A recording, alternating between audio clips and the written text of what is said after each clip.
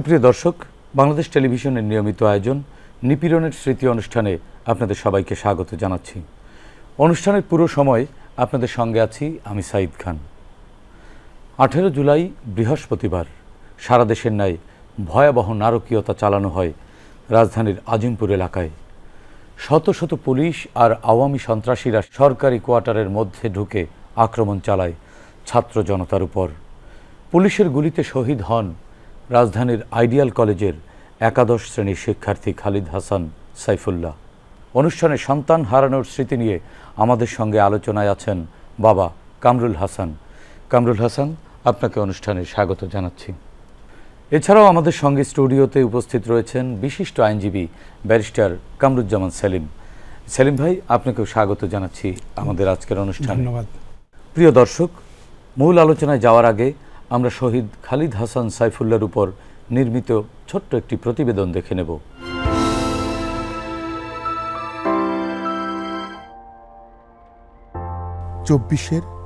18 জুলাই মঙ্গলবার হাসিনার পুলিশ বাহিনী এদিন আজিমপুর এলাকায় যে নারকীয়তা চালায় তা ফিলিস্তিনি ইসরায়েলি বর্বর হামলাকেও হার মানায়।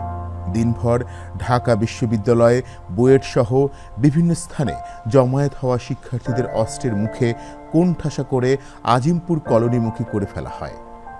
শত শত পুলিশের ভারী অস্ত্রের সঙ্গে যুক্ত হয় স্থানীয় আওয়ামী সন্ত্রাসীরা। দেশি বিদেশি অস্ত্র নিয়ে এদিন বিকেল থেকেই তারা হামলা চালায় ছাত্র জনতার উপর। রাজধানীর আইডিয়াল কলেজের একাদশ শ্রেণীর শিক্ষার্থী খালিদ হাসান সাইফুল্লাহর বাসা লালবাগের আমলিগোলায়। বাবা কামরুল হাসানের 3 সন্তানের মধ্যে খালিদ সবার বড়। আজিমপুর এলাকায় তার জন্ম ও বেড়ে ওঠা। 16 জুলাই থেকে সে ছিল আন্দোলনের মাঠে সক্রিয়। শান্ত সৌম্য ছেলেটি হয়ে ওঠে রাজপথের নায়ক। মিছিলের অগ্রভাগে থেকে স্লোগানের বিপ্লবী ধ্বনি তোলা লম্বা ছিপছিপে ছেলেটির নেতৃত্ব সে সময় সবাইকে তাক লাগিয়ে দেয়। বাবা কামরুল হাসানও জানতেন না ছেলের মধ্যে এতটা দেশপ্রেম আর নেতৃত্বের গুণাবলী লুকিয়ে রয়েছে। তাই তো উচ্চ মাধ্যমিক সম্পন্ন করার পর ছেলেকে বিদেশে উচ্চশিক্ষার প্রস্তুতি নেওয়ার পরামর্শ দিলে তাতে রাজি হয়নি খালিদ সাইফুল্লাহ। কিশোর খালিদ ছিল রাজনীতি সচেতন। সে কারণেই দেশের জন্য অবদান রাখতে চেয়েছিল সে। বিশেষ করে হাসিনা আমলের বিনা ভোটের সংস্কৃতি থেকে কি করে দেশকে রক্ষা করা যায় তা নিয়ে বন্ধুদের সঙ্গে নিয়মিত কথা হতো তার। খালিদ দেশকে ভালোবাসত, ঘৃণা করত ঘুষ, দুর্নীতি আর অনিয়ম অব্যবস্থাপনাকে। তাই তো কোটা সংস্কার আন্দোলনের শুরু থেকেই সে রাজপথে ছিল। তার প্রত্যাশা ছিল একদিন সব কিছু ঠিক হয়ে যাবে, সকল অন্যায় ও অনিয়মের সমাপ্তি ঘটবে, নতুন করে সেজে উঠবে আমাদের সোনার বাংলা। কিন্তু ঘাতকের নির্মম বুলেট তার সে স্বপ্নকে ধূলিসাৎ করে দেয় 18 জুলাই সন্ধ্যার কিছু আগে। সম্ভাবনার আকাশ থেকে হারিয়ে যায় একটি জ্বলজ্বলে নক্ষত্র।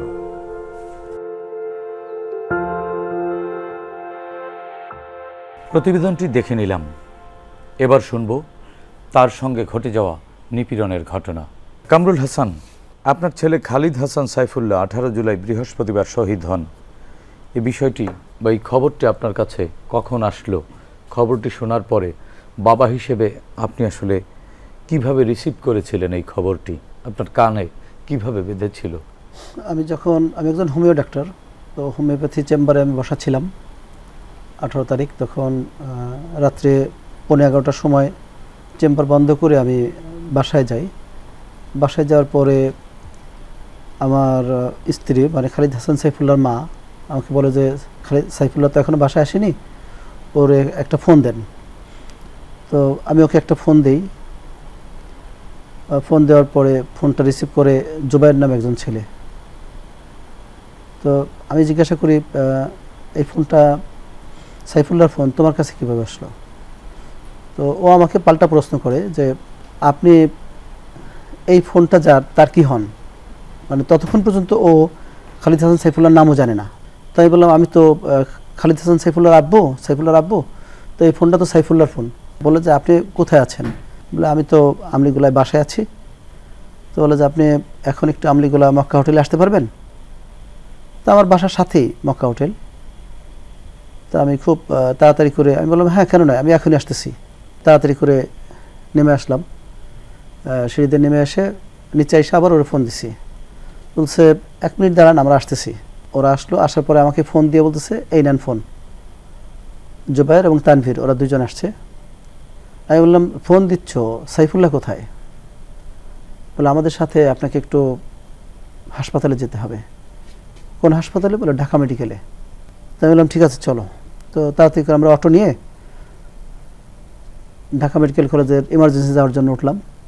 অটো কিছুক্ষণ যাওয়ার পরে আমাকে ওরা বলল যে আপনাকে বাসায় ফোনে বলি নাই, সাইফুল্লাহকে আমরা ঢাকা মেডিকেলে ইমার্জেন্সিতে রেখে আসছি, এখনও বেঁচে আছে কিনা আমরা জানি না, তবে বাসায় বললে কান্নাকাটি করবে তাই আমরা বলি নাই, আপনিও নিজেকে একটু স্থির করে নেন।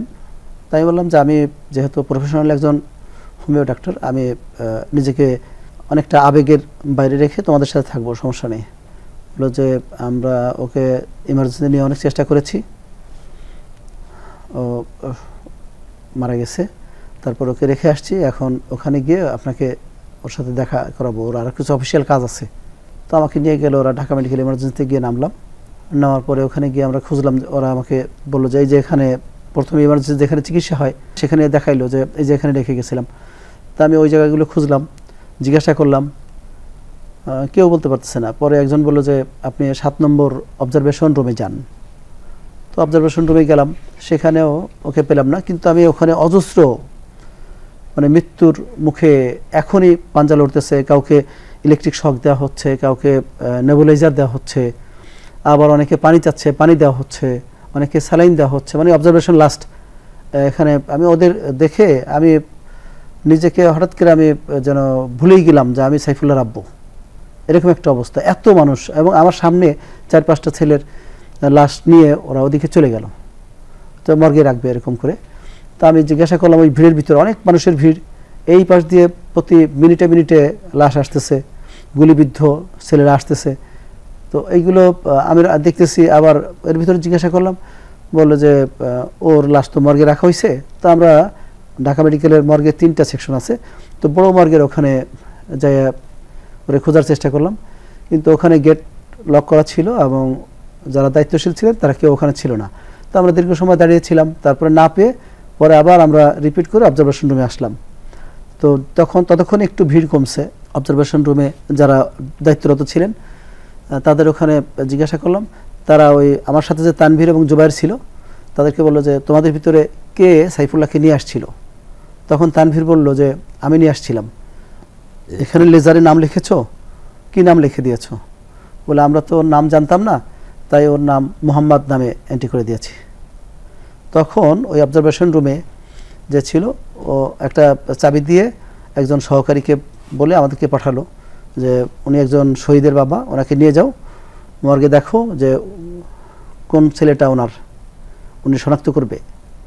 তো আমাকে ওই অবজারভেশন রুমের 4-5টা রুম পাশেই একটা পকেট মর্গ আছে, ছোট মর্গ, মানে প্রায় 14 ফুট বাই 10 ফুট একটা রুম আছে, ফ্লোরে সবগুলো লাশ, একেবারে লাশের পর লাশ সাজানো, অনেকগুলো লাশ। সেখানে একেবারে ওয়ালের পাশে 5 পর্যন্ত খুঁজতে খুঁজতে গিয়ে দেখলাম যে হ্যাঁ আমার ছেলেটা ওখানে শোয়া আছে। তো ওখানে দেখে আমি তো আমার ছেলের জন্য আমি কান্না করে বললাম যে এই যে এটা আমার ছেলে। তো আমাকে তানভীর এবং জুবায়ের ধরলো, এবং ওই যে মর্গের যে লোকটা আমার সাথে ছিল উনি আমাকে বললেন যে স্যার আপনার এখানকার কাজ শেষ, আপনি আপনার ছেলেকে চিনতে পারছেন? অনেকে তো তার ছেলেকে চিনতেও পারতেছে না, আবার অনেকের পিতামাতাকে আমরা খুঁজে পাচ্ছি না। আপনি আসছেন, চিনতে পারছেন, আপনি একটু দয়া করে আসেন, আমাদের অবজারভেশন রুমে লেজার করতে হবে, ও ডেথ সার্টিফিকেট করতে হবে, আপনার কিছু কাজ আছে। তা আমি হয়তো মনে করছি যে হ্যাঁ ওখানে রেজিস্টারে ওর নাম লিখে দিলে, আমাকে ডেথ সার্টিফিকেট দিলে আমি হয়তো ওর লাশটা নিয়ে যাব, নিয়ে যেয়ে বাসায় নিব, তারপর আমি বাড়িতে নিয়ে সমাহিত করব, এরকম একটা চিন্তা ভাবনা করে আমি বলছি ঠিক আছে চলো আমি অফিসে যাচ্ছি। ব্যারিস্টার কামরুজ্জামান সেলিম ভাই, একজন বাবা তার সন্তানের গুলিবিদ্ধ লাশ বেওয়ারিশ হিসেবে লাশ ঘরে ছিল শনাক্ত করলেন এবং তিনি দেখলেন লাশের পরে লাশ করে পড়ে আছে।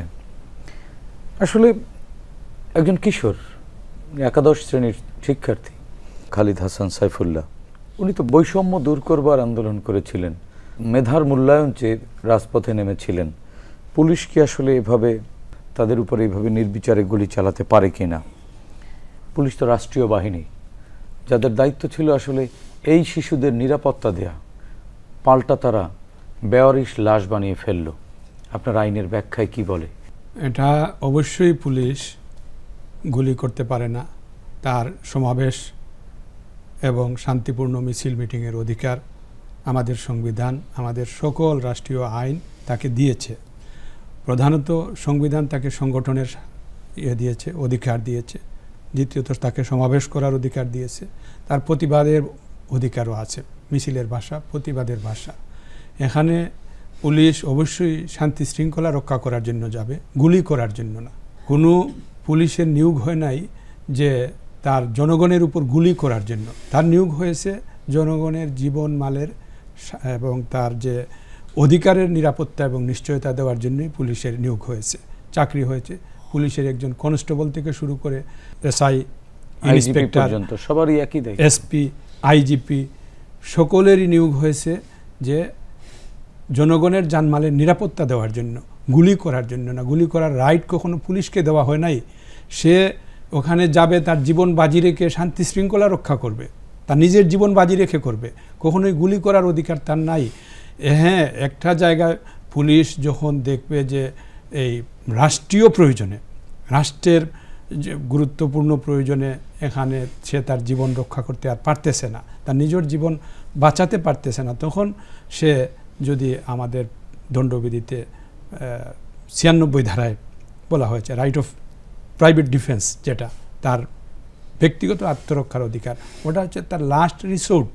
যখন কেউ তাকে তার দিকে গুলি তাক করবে, কিন্তু এই শিক্ষার্থীরা তো নিরস্ত্র ছিল, ওরা ছিল নিরস্ত্র, তার দিকে যখন কেউ গুলি তাক করবে তখন সে ততটুকু বল প্রয়োগ করতে পারবে যতটুকু বল প্রয়োগ করলে সে গুলি করা থেকে তাকে নিবৃত্ত করা যাবে। তার বুক লক্ষ্য করে গুলি করার অধিকার, এটা সরাসরি হত্যাকাণ্ড। এবং তাকে যে নির্দেশ দিয়েছে তারাও হুকুমের আসামি হবে, অবশ্যই তারা হুকুমের আসামি হবে। তার ঊর্ধ্বতন কর্মকর্তারা যারা এই পুলিশকে এই প্রশিক্ষণ দিয়ে মাঠে পাঠিয়েছে।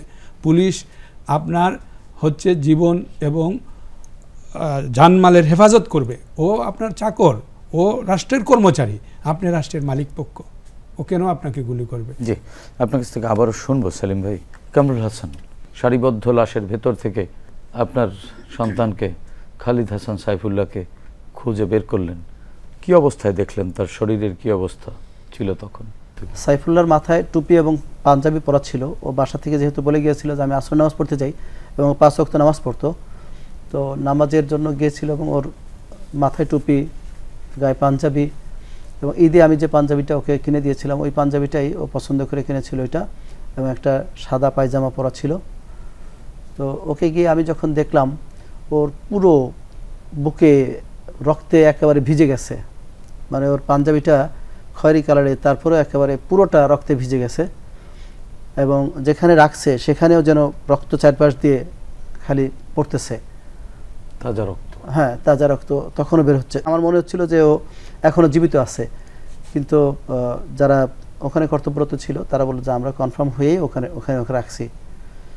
তো আমি তারপর আমার মন মানছিল না যে ও মারা গেছে। আমি বলতেছিলাম না, ওকে নিয়ে আসেন, ও জীবিত আছে, ওকে চিকিৎসা করা হোক, ও হয়তো যে বেঁচে উঠবে। বললো যে না, আমরা কনফার্ম করেছি। তারপরে আমি আবার যাওয়ার জন্যই করি, ওরা বললো যে ঠিক আছে আবার দেখেন। আবারও দেখলাম, দেখে আসার পরে আমাকে ওরা বললো যে আপনি একটু শান্ত হন, এখন আমাদের অফিসিয়াল কিছু কাজ আছে। তো কী কাজ? বলে ওরা তো আপনার ছেলের নাম জানতো না, আপনার ঠিকানাও জানতো না, ওর হাতে যে মোবাইলটা ছিল মোবাইলটা খোলার চেষ্টা করেছে, অনেক খুলতে পারেনি, অনেক খুব হার্ড একটা পাসওয়ার্ড দেওয়া ছিল। তো পরবর্তীতে আমি ওখানে বসলাম, স্থির হয়ে একটু বসলাম, তখন রাত প্রায় 12:30 বাজে। তখন আমাকে যে লেজার মেনটেন করতেছিল রাকিব হোসেন নামে একজন অফিস সহকারী এমার্জেন্সির, তো উনি জিজ্ঞাসা করলো আপনার ছেলের নাম কি? তো বললাম খালিদ হাসান সাইফুল্লাহ। তো বললো যে এত বড় নাম, আমি তো মোহাম্মদ আগে লিখেছি। আমি বললাম ওর নামের সাথে মোহাম্মদ নাই, শুধু খালিদ হাসান সাইফুল্লাহ। ও বললো যেটা লিখছি এটা থাক, লেজারে আমি কাটাকাটি করবো না, আমি সাথে খালিদ হাসান লিখে দিচ্ছি। সাইফুল্লাহটা আমি লেখার জায়গা পাচ্ছি না, এটা লিখলাম না, আপনি পরবর্তীতে ডকুমেন্ট শো করে এটা সংশোধন করে নিন। আমি বললাম ঠিক আছে এটা দাও, বাকি আপনার নাম কি? তাই আমি বললাম আমার নাম কামরুল হাসান। আপনি কি করেন? বলে আমি শিক্ষক। কোথায়? আজিমপুর হাফেজ আব্দুর রাজ্জাক জামিয়া ইসলামিয়া মাদ্রাসায়। তো তখন ওই রাকিব উঠে দাঁড়ায় আমাকে সালাম দিল, স্যার আসসালামু আলাইকুম, আমি রাকিব, আমি আপনার ছাত্র, আমি আপনাদের মাদ্রাসা থেকে 2008 সালে বের হয়েছি, এসএসসি দাখিল পাশ করে বের হয়েছি। তো পরে ও বাকি ঠিকানাগুলো আস্তে আস্তে জিজ্ঞাসা করে লিখলো, লেখার পরে একটা ডেথ সার্টিফিকেট লিখে আমাকে দিল। দেওয়ার পরে আমাকে বললো যে স্যার এইটা নিয়ে আপনি এই নতুন ভবনের পাশে একটা মর্গ আছে, এই মর্গের এখানে জমা দেন, এখানে রেজিস্টার হবে, রেজিস্টার হওয়ার পরে এটা ওখানে নেওয়ার আগে আপনি 4-5টা ফটোকপি করে নিয়ে যান। তো আমার সাথে তানভীর এবং জুবাইর ছিল, ওদেরকে নিয়ে আমি তানভীরকে দিলাম, টাকা দিয়ে বললাম যে 5টা ফটোকপি নিয়ে আসো, মেডিকেলের সামনে ফটোকপি দোকান আছে। তো ফটোকপি নিয়ে আসলো, নিয়ে আসার পরে আমি গেলাম ইমার্জেন্সিতে ওই মর্গের ওখানে, মর্গের রেজিস্টার ওখানে রাজু নামে একজন সহকারী বসা ছিলেন। তো উনি রেজিস্টার করলেন, রেজিস্টার করার পরে আমি ভাবলাম যে রেজিস্টার করছে, আমাকে বললো এখানে একটা স্বাক্ষর দেন। আমি বললাম স্বাক্ষর নিচ্ছে, তাহলে মানে এখন আমাকে লাশটা দিয়ে দেবে, আমি নিয়ে যাব। তো আমি বললাম যে এখন কি আমাকে সাইফুল্লাহ লাশটা দিয়ে দেবেন? তো উনি একটু স্থির হলেন, একটু থেমে পরে বললেন যে আপনাকে তো আমি আপনার অবস্থা কি আমি বুঝতে পারছি, কিন্তু আমাদের বাধ্যবাধকতার কারণে আপনাকে এখন আমি লাশটা দিতে পারবো না, আপনাকে একটু কাজ করতে হবে। কি কাজ? লালবাগ থানায় আপনার ছেলে তো মারা গেছে কোন স্পটে? বলে আজিমপুর স্টাফ কোয়ার্টারের ভিতরে। এটা তো লালবাগ থানার ভিতরে পড়ে। বলে হ্যাঁ। বলে লালবাগ থানা থেকে ক্লিয়ারেন্স নিয়ে আসতে হবে, নো অবজেকশন সার্টিফিকেট, যে এই লাশটা দিলে আমাদের কোনো অবজেকশন নাই, এটা দিলে আমরা আপনাকে লাশটা দিয়ে দেব। রাত্রে 2:30টার সময় উনি রেজিস্টার কমপ্লিট করে বললেন যে এখন আপনি চলে যান, আরও 4-5টা এই নতুন কপিটার 4-5টা ফটোকপি নিয়ে থানায় যান, থানায় একটা জমা দিবেন, জমা দিয়ে তাদেরকে আরেকটাতে বলবেন যে আমাদেরকে একটু নো অবজেকশন দিয়ে একটা সিল দিয়ে দিবে। তো রাত্রি 2:30 বাজে তখন আমরা থানায় গেলাম, লালবাগ থানায়। তো ওখানে 3 তলায় ডিউটি অফিসে গেলাম। তো ডিউটি অফিসে যাওয়ার পরে যে ডিউটি অফিসার ছিলেন আমাকে বসতে বললেন, বসলাম। বললো যে কী হয়েছে? বলে আমার ছেলে তো আজিমপুর স্টাফ কোয়ার্টারে ওখানে মারা গেছে, তো আমি ডেথ সার্টিফিকেট নিয়ে আসছি, একটু নো অবজেকশন দিয়ে দিলে আমি লাশটা নিয়ে যেতে পারবো। তো আমাকে বলতেছে আপনার ছেলে কীভাবে মারা গেছে? তো আমি বললাম পুলিশ গুলি করে মারছে। তো আমাকে পুলিশ অফিসার আবার পাল্টা প্রশ্ন করলেন, পুলিশ গুলি করে মারছে এটা আপনি কীভাবে বুঝলেন? তখন আমার সাথে ওই যে তানভীর জুবাইর ছিল, তানভীর 4টা গুলি খাইছে, ওর কপালে একটা গুলি, বুকে একটা গুলি এবং পায়ে একটা গুলি, হাতে একটা গুলি। ওকে ডাকলাম, ও এসে বললো যে দেখেন আমি ওর কাছেই ছিলাম, আমার 4টা গুলি লাগছে, ছোট ছোট ছটা গুলি, আমি এই গুলিগুলো বের করছি, এই দেখেন স্যাম্পল একটা দেখাইলো, এই যে একটা গুলি বের করছি আমার হাতে। তো এটা দেখানোর পরে আর গুলির স্পটগুলো দেখানোর পরে ব্যান্ডেজগুলো খুলে দেখাইলো, দেখার পর উনি অফিসার একটু চুপ হয়ে রইলেন। পাশে থেকে একজন কনস্টেবল, সে ওই সিকিউরিটি বর্ম খুলতেছে আর বলতেছে স্যার ওই আজিমপুর স্টাফ কোয়ার্টারের 7 নম্বর বিল্ডিংয়ের পাশে যে অল্প বয়সী ছেলেটা মারা গেছে ওই ছেলেটার বাবা উনি। তো এতক্ষণ তো আমি কনফিউজ ছিলাম যে ওখানে কোন থানার পুলিশ বা কারা গুলি করেছে। তো এটা বলার পরে আমি তো স্পষ্ট বুঝে গেলাম যে ওখানে এই লালবাগ থানার টিম ওই স্পটেই উপস্থিত ছিল, কারণ যখনই এই পুলিশ কনস্টেবল বলল যে ওখানে মারা গেছে ওই স্পটে, তার মানে কি এই পুলিশ কনস্টেবল দেখছে ওখানে ছিল, ওরাই গুলি করেছে। তো এটা দেখার পরে আমি তো আরও কনফার্ম হয়ে গেলাম যে হ্যাঁ এরাই গুলি করে মারছে। এখন আমার ভিতর থেকে কান্না আর আমি আটকে রাখতে পারি না, কিন্তু তারপর আমি কোনোভাবে সংবরণ করে আছি যে যারা আমার ছেলেকে গুলি করে মারছে তাদের সাথে আমি বসে আছি, সামনে বসে আছি, তাদের কাছ থেকে অনুমতি নিয়ে আমার ছেলের লাশটা নিতে হবে। রাত্রি তখন 2:30 বাজে গেছি, 2:45 বাজে। তো এখান থেকে একজন এসআই জিজ্ঞাসা করতেছে যে স্যার আগামীকাল আমাদের কি কাজ? বলে আজকেও যে কাজ করছো আগামীকালও একই আদেশ, একই কাজ। তো ওই এসআই আরেকটু ক্লিয়ার করার জন্য, আমরা যেহেতু সামনে বসা, উনি কৌতূহলবশত বললেন স্যার আজকে তো আমরা সরাসরি গুলি করেছি, আগামীকাল কি আমরা এরকম করব? বলে হ্যাঁ আগামীকাল 2-3 জন একসাথে দেখলেই গুলি করবা, কোনো কথা নাই, কোনোভাবে কাউকে 2-3 জনের বেশি বা 2-3 জন এক জায়গায় দাঁড়াইতেই দিবা না, যেখানে হোক। মানে সরাসরি এই আদেশটা আমরা তখন লাউড স্পিকারে দিয়ে ওয়্যারলেসটা শোনায় ওরা, ওখানে ডিউটি অফিসে এই ওয়্যারলেসগুলো আছে। তো এটা আমরা শুনলাম। তো শোনার পরে আমি তো বুঝছি যে হ্যাঁ এরাই গুলি করতেছে আর এরাই মারছে আমার ছেলেকে।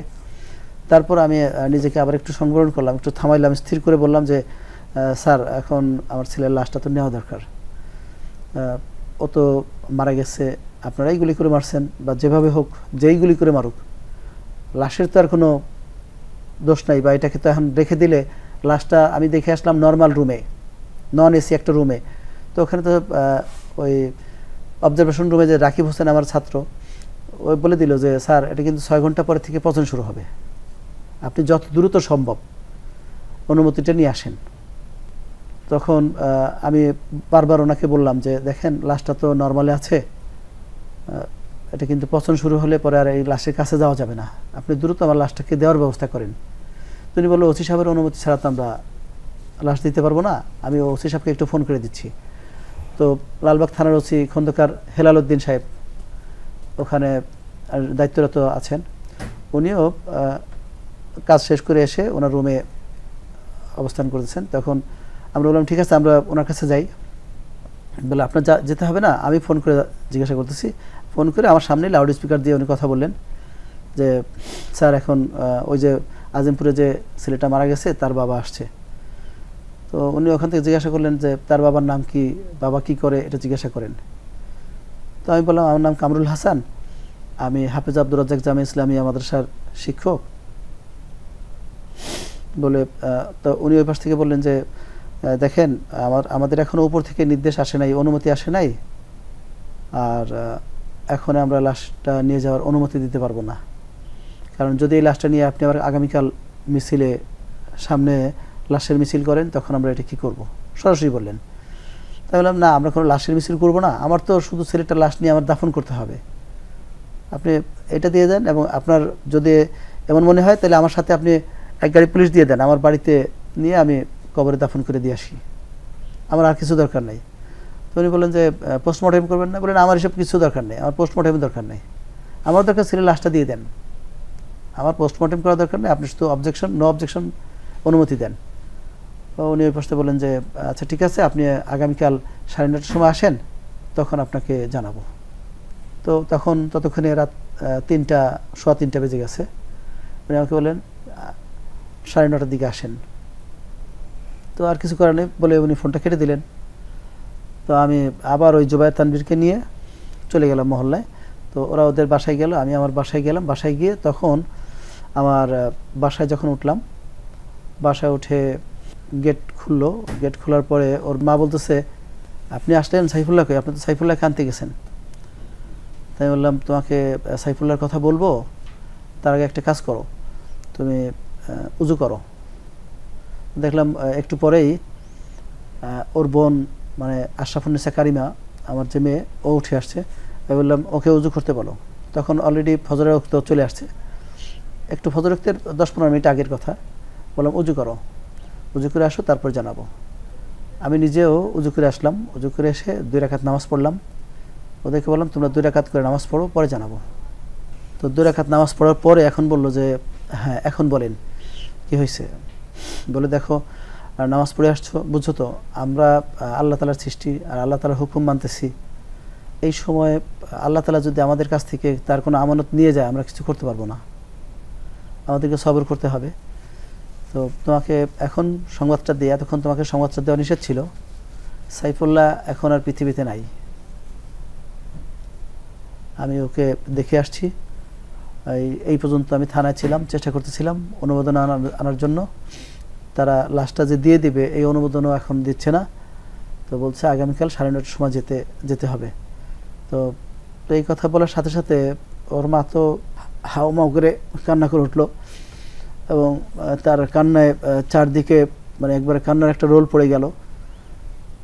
আমিও প্রচণ্ড আবেগে কান্না করতে করতে অস্থির হয়ে গেলাম। ওদিকে ওরাও খায় নাই, এ পর্যন্ত ওরাও খাওয়া দাওয়া করে নাই। সেই আমি তো 11টার সময় এসে খেতে বসার আগেই বের হয়ে গেছি, ওরাও খায় নাই। আমি দেখলাম যে অবস্থা, ওখানে আমরা প্রায় 10-15 মিনিট 20 মিনিট পর্যন্ত সবাই কান্নারত অবস্থায় বিহ্বল অবস্থায় পড়েছিলাম। পরে আমি আস্তে আস্তে করে নিজেকে একটু সংবরণ করে বললাম যে তোমরা কি খেয়েছো? বললো যে না, আপনি আসলে খাবো বলে এখনো খাই নেই। বলে ঠিক আছে, ফজর আজান দিয়ে দিয়েছে, নামাজ পড়ো, একটু খাও, তারপরে আমরা আত্মীয় স্বজনকে জানাবো যে সাইফুল্লাহ শহীদ হয়েছেন। তো আমি ওর মাকে পাশে নিয়ে একটু একটু খাইয়ে দিলাম। সে তো আর খেতে কোনোভাবেই পারতেছিল না, আমারও খাওয়া আসতেছিল না। পরে বললাম ঠিক আছে রাখো, আর খেতে হবে না, আমরা ওর জন্য দোয়া করি। আর লাশটা এখনও পাইনি। আমাকে তো থানায় এতক্ষণ ছিলাম, দেখো যারা মারছে তাদের সামনে আমি বসা ছিলাম। আমার যে কেমন লাগতেছিল, আমার তো মনে হচ্ছিল যে সাইফুল্লাহ হত্যার দায়ে এদেরকে আমি ওখানেই ওদের কাছ থেকে পিস্তল কাড়িয়ে নিয়ে ওদেরকে গুলি করি। কারণ আমি কিন্তু তখন কনফার্ম হয়ে গেছি এরাই গুলি করছে, কারণ এরাও স্পটে ছিল, এরাই গুলি করছে। তার মাথার পিছনে একটা গুলি এবং তার বুকে 70 থেকে 71টা গুলি। যারা আমাকে ওই যে নিয়ে গেল তানভীর জুবায়ের, ওরা বললো যে আমরা 2 গ্রুপ, প্রথমে 4 জন ওকে কাঁধে করে নিয়ে সাফর মসজিদের রাস্তা পর্যন্ত আনছে। আনার এই 4 জনের পুরো বডি রক্তে একেবারে ভিজে গেছে। ওকে যারা নিয়ে যাচ্ছিল তাদেরকেও গুলি করছিল। যখন পুলিশ একটু সরে গিয়েছে বা পুলিশের গাড়ি যাওয়ার শব্দে ওরা বুঝছে যে পুলিশ এখন চলে গেছে, তখন ওরা লাশের কাছে গেছে। তার আগ পর্যন্ত গুলি চলতেছিল, যেতে পারেছিল। হ্যাঁ, রাস্তায় পড়েছিল। শুধু রাস্তায় পড়েছিল না, এখানে পুলিশ যে কাজটা করছে, একটা নারকীয় হত্যাকাণ্ড ওর উপরে পাশবিক অত্যাচার চালাইছে। মানে প্রথমে তো মিছিলের ভিতরেও ছিল, মিছিলের ভিতরে যখন গুলি করে তখন ওর মাথার পিছনে একটা রাইফেলের গুলি লেগে কতটুকু ভেদ করে চলে যায়।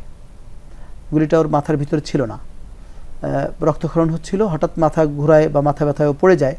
পড়ে যাওয়ার পরে 3-4 জন পুলিশ দৌড়ে এসে একেবারে ওর বুকের কাছ থেকে 2-3 ফুট কাছ থেকে ওর বুকে পরপর ওই সররা বুলেটগুলো গুলি করতে থাকে। ফলে আমরা পরবর্তীতে যখন এই কথাগুলো আমরা ওই যে তানভীর জুবায়ের কাছ থেকে শুনলাম যে এইভাবে আমরা আড়াল থেকে দেখছি যে ওকে এইভাবে গুলি করছে।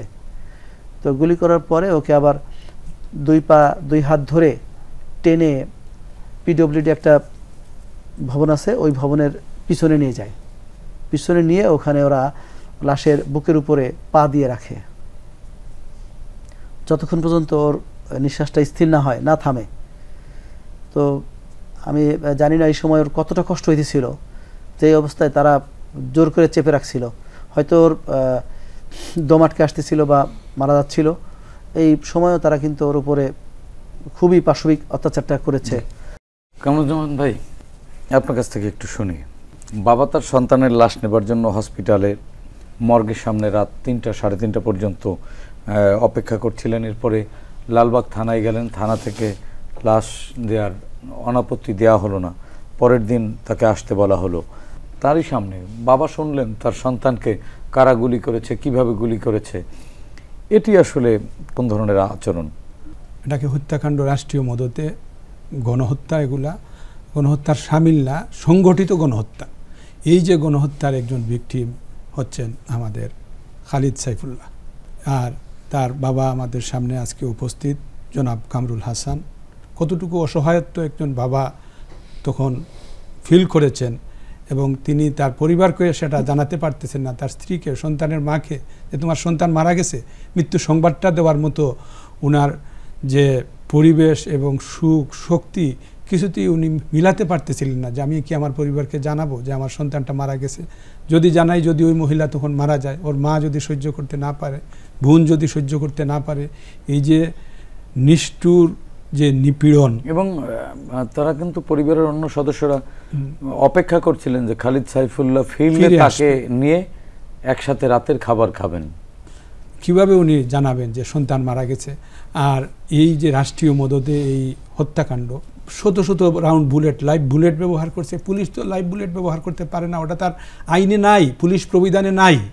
পুলিশ প্রবিধানে ওই যে ওসি হেলাল উদ্দিন খালিদ সাইফুল্লাহর বাবাকে যেভাবে বললেন যে না, লাশ দিতে পারবো না, উপরের নির্দেশ নেই। এই উপরটা কত উপর?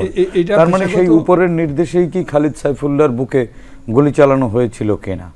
যদি হয়ে থাকে, আইনের ব্যাখ্যায় বা আইনের দৃষ্টিতে এরা কোন ধরনের অপরাধ করেছে, কি ধরনের অপরাধ করেছে, এবং সংবিধান এই অপরাধে কোন ধরনের বিচারের বিধান রেখেছে? আর্টিকেল 32, এই আর্টিকেল 32ই আমাদের যে লাইফ সিকিউরিটি, এটা সংবিধান দিতে বলেছে যে রাষ্ট্রের প্রতিটি নাগরিকের জীবন এবং সম্পত্তির অধিকার দিয়ে দিয়েছে। এই অধিকার রক্ষা করার জন্যই আমরা রাষ্ট্রে বিভিন্ন আইন শৃঙ্খলা রক্ষাকারী বাহিনী, পুলিশ বলেন, অমুক বলেন, তমুক বলেন, র্যাব বলেন, এই মানুষের জীবনের নিরাপত্তা দেওয়ার জন্যই এদেরকে রাখা হয়েছে। অনেকেই বলে যে এই হত্যাকাণ্ড, এটা শুধু হত্যাকাণ্ড না, এটা রাষ্ট্রীয় মদতে একটা গণহত্যা, জেনোসাইড। এই জেনোসাইডের বিচার আন্তর্জাতিক ক্রাইম ট্রাইব্যুনালে আপনারা এখন বর্তমান যে এই অন্তর্বর্তীকালীন সরকার আছে তার কাছে আমার এই যে শহীদ খালিদ সাইফুল্লাহর বাবা এবং কামরুল হাসান সাহেব, উনার পক্ষ থেকে, আমাদের সকলের পক্ষ থেকে আকুল আবেদন যে এদের প্রকৃত বিচার নিশ্চিত করা হোক। কামরুল হাসান, আপনার সন্তান তো সবেমাত্র এইচএসসি শিক্ষার্থী, কোনো রাজনৈতিক দলের সাথে সম্পৃক্ত ছিল না, সাধারণ শিক্ষার্থী হিসেবে। তারপরে ওই আন্দোলনে এত সক্রিয় ভূমিকা পালন করতে আপনি বাধা দিয়েছিলেন কিনা বা তাকে আটকানোর চেষ্টা করেছিলেন কিনা? 16 তারিখে যখন আবু সাইদকে হত্যা করা হয় রংপুরে, তো এই ভিডিওটা আমি দেখলাম, ও দেখতেছে। তো আমি তখন ওকে বললাম যে দেখো, দেশের জন্য জীবন দিল, ওর জীবনটা বৃথা যায় নাই। ফ্যাসিবাদী একটা সরকারকে পতনের জন্য একটা নিষ্পাপ নিষ্কলুষ একটা ছেলের জীবন দিতে হলো। এবং আমরা স্পষ্ট দেখলাম যে পুলিশ সরাসরি ওর বুকে 4টা গুলি করেছে। তো এটা তো প্রতিবাদ হওয়া উচিত, তো আমরা সবাই এটা প্রতিবাদ জানাই। কিন্তু ও যে ভিতরে ভিতরে মোটিভেট হয়েছে বা কলেজে এই ব্যাপারে আলোচনা হয়েছে, এ বিষয়ে আমি জানতাম না। তো ও তখন হালকা একটু হাসলো। আমি তো 18 তারিখ পর্যন্ত জানতাম না যে ও আন্দোলনে প্রতিদিনই যাচ্ছে। 16 তারিখে গেছে, 17 তারিখেও সারাদিনই ছিল, শুধু খাবার সময় আসছে। 18 তারিখেও যে সারাদিনই ছিল এটা জানতাম না। প্রত্যেকবারই বাস থেকে বলে যেত যে আমি নামাজে যাচ্ছি বা দোকানে একটু যাচ্ছি। খালিদ সাইফুল্লাহর কোন স্মৃতিগুলো বাবা হিসেবে আপনাকে এখন ব্যথিত করে?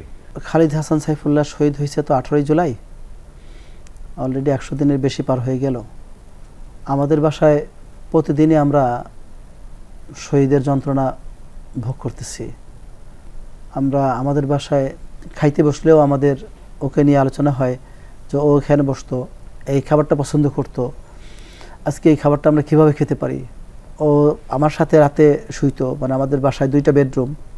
ও একটু ইন্ট্রোভার্ট ছিল, সব কিছু বলতো না, কিছুটা আবার চেপে যেত, ওর মার কাছে আবার বলতো। তো ওই কথাগুলো এখন বারবার আমাদেরকে স্মৃতিতে আসে, কারণ আমাকে এখনও ওই বেডরুমেই শুইতে হয়। নিয়মিত কলেজে যাইতো, আর প্রায়ই দেখা যাইতো আমাকে বলতো যে আব্বু আমাকে একটু কলেজে ড্রপ করে দিয়ে আসেন। তো আমার সুযোগ থাকলে আমি ওকে, আমাদের যে হুন্ডা আছে এটার পিছনে উঠে দুজনে বাব্বাটা একসাথে চলে যেতাম, ওকে কলেজের গেটে নামাই দিয়ে পরে আমি আসতাম। তো এই বিষয়গুলো আমাকে তো সারাক্ষণ আমার মনের ভিতরে সাড়া দেয়, কারণ আমি ওর ছোটবেলা থেকে প্রত্যেকটা কাজ আমি আমার তত্ত্বাবধানেই করার চেষ্টা করেছি এবং ওকে বারবার এই কথা ওকে বোঝানোর চেষ্টা করেছি, দেখো আমি তোমার পিতা, কিন্তু আমি তোমার একজন খুব কাছের বন্ধু। তোমার যে কোনো কিছু করে দেওয়া, যে কোনো কিছু এনে দেওয়া, তোমার যে কোনো কিছু তোমার ইচ্ছাটা পূরণ করার জন্য কিন্তু আল্লাহ তাআলা আমাকে দায়িত্ব দিয়েছেন। তুমি আমার কাছে সব সময় খোলা মনে বলবা, তুমি কখনো সংকোচ করবা না।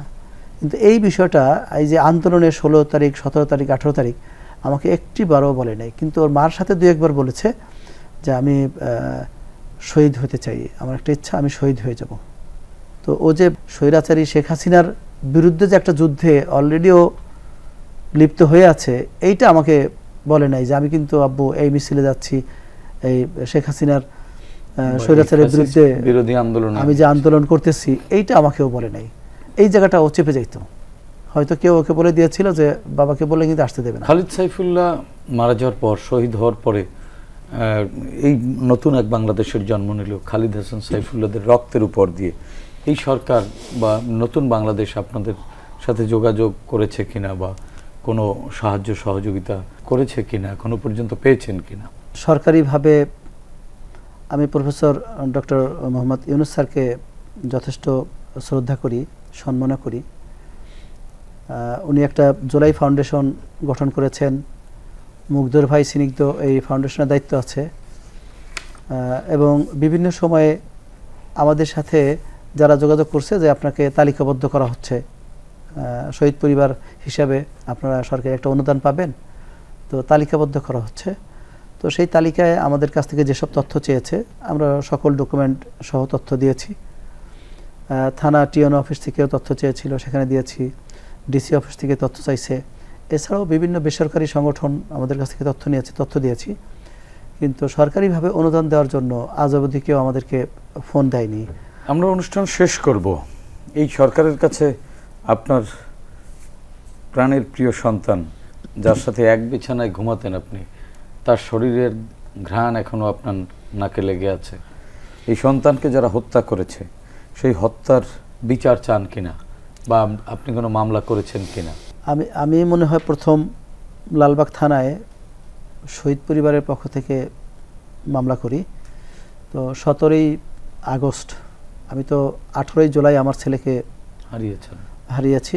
তো আমি তো এতদিন আপনারা জানলেন লাশ নেওয়া নিয়ে আমি 21 তারিখ পর্যন্ত মর্গে এবং থানায় দৌড়ঝাঁপ করতেছিলাম। আমার সামনে আমি কিন্তু দুই গাড়ি বুলেট লালবাগ থানায় আসছে, এই বুলেট রিসিভ করতে দেখেছি, লেজারবদ্ধ করে তারা রিসিভ করেছে। তো থানার লোকজন যে বলে যে থানা লুট হয়েছে, থানার অস্ত্র নিয়ে গেছে, এইগুলো কিন্তু সম্পূর্ণ মিথ্যাচার, উদ্দেশ্য প্রণোদিত। বরং থানার সামনে একটা নিষ্পাপ ছেলেকে, রিক্সা চালক ছেলেকে ওরা গুলি করে মেরে ওরা প্রুভ করছে যে আমি যে অস্ত্রটা নিলাম এটা অ্যাক্টিভ আছে। 17 তারিখে কেস করতে গিয়েছিলাম, 17 তারিখে আমার কেসটা নেয় নাই, ওসি হেলালুদ্দিন সাহেব কেসটা ফিরিয়ে দেয়। 18 তারিখে যাই, 18 তারিখে আমাদের রাত 3টা পর্যন্ত, আপনারা হয়তো বিভিন্ন টিভির খবরে দেখবেন যে লালবাগ থানায় আমরা ঘেরাও কর্মসূচি পালন করি 18ই আগস্টে। এবং পরবর্তীতে ডিসি জসীমউদ্দিন সাহেব, আমাদের নতুন অ্যাপয়েন্টমেন্ট হওয়া ডিসি জসীমউদ্দিন সাহেব আমাদের কেসটা রিসিভ করে আমাদেরকে আশ্বস্ত করেন যে হ্যাঁ আপনাদের বিচার হবে।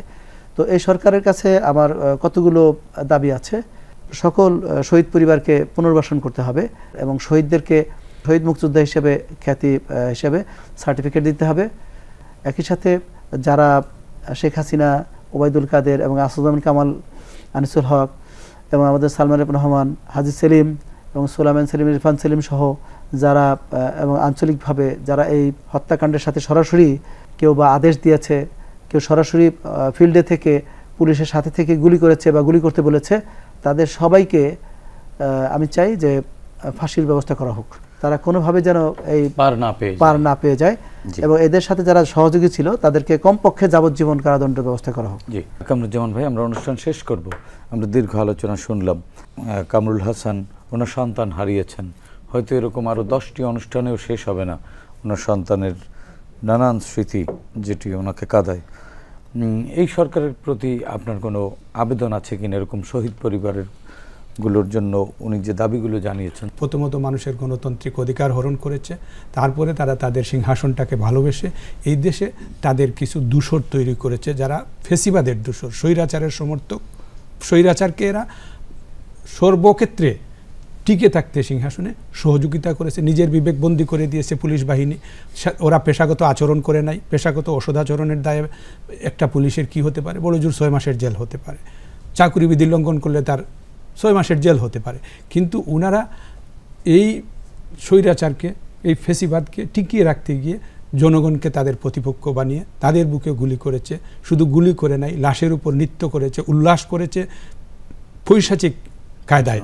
এরা যে বর্বরতা দেখিয়েছে, এদের কারো বিবেক, কোনো পুলিশ সদস্যের, এদেরকে আর পুলিশ আমরা বলতে পারি না, এরা গণহত্যার দূষর, গণহত্যাকারী এরা। এই হত্যাকারীদের বিচার করতে হবে।